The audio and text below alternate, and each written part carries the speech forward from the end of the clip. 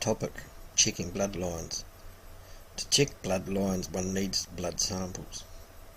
Written or verbal history does not constitute evidence regarding bloodline or anything else. On world rulers, these amount to human families.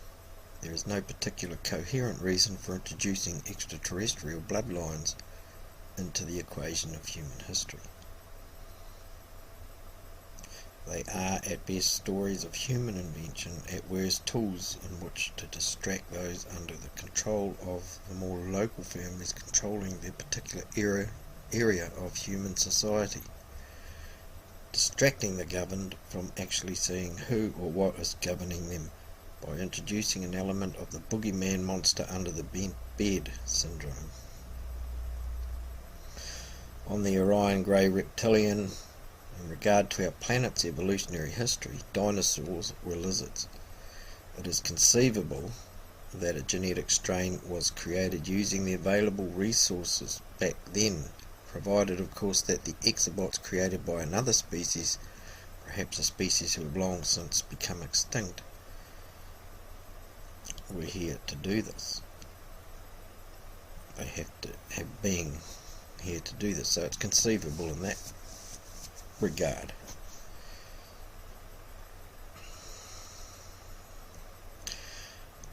As far as Enki and Enlil are concerned, I was under the impression they were Anu's sons, not brothers of Anu. Small point perhaps, but I'm also under the impression that there has been a family argument which is not altogether the direct business of the human species, but to which the human species has become embroiled within.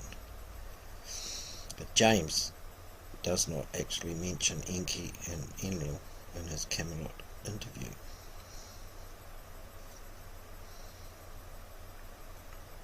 Obviously Anu and an aspect of that family had a plan to redeem humanity, and it wasn't a bad plan at that.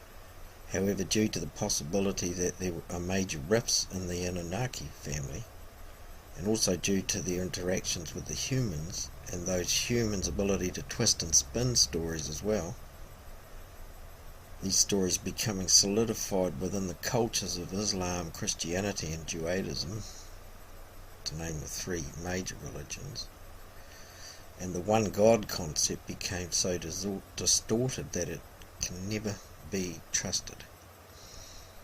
The oracle character in the Dorman Prophecy book reveals another way to view and respond to the drama of humans and their alleged gods. In many ways it would have been good for humans to have Anu and his family land on the planet and save us from our bullies, and put an end to our human misery under those regimes.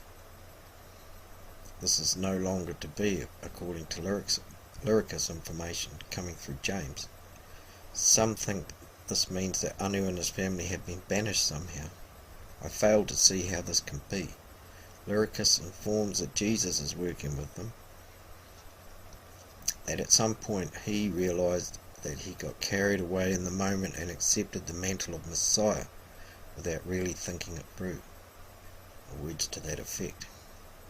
James informs in the Camelot interview that they who rule us are not doing so on behalf of Anu or the Anunnaki, but are something of a ripple effect. They learn from the masters, so to speak.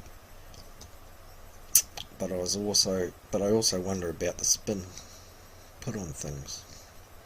Are we being led to believe humans are being manipulated by lizards, and that this is the reason for our behaviour towards each other? Are we poor, unfortunate humans the victims of these lizards?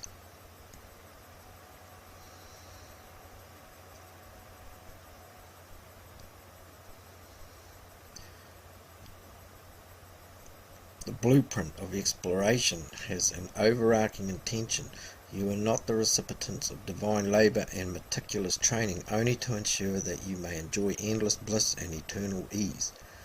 There is a purpose of transcendent service concealed beyond the horizon of the present universe age.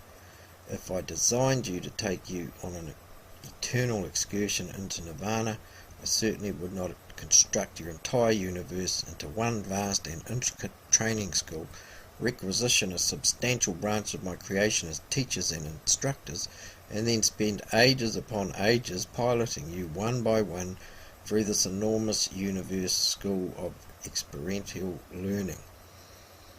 The furtherance of the system of human progression is cultivated by my will for the explicit purpose to merge the human species with other species from different universes. To me, this message says a lot, in that it says quite clearly that First Source created this universe.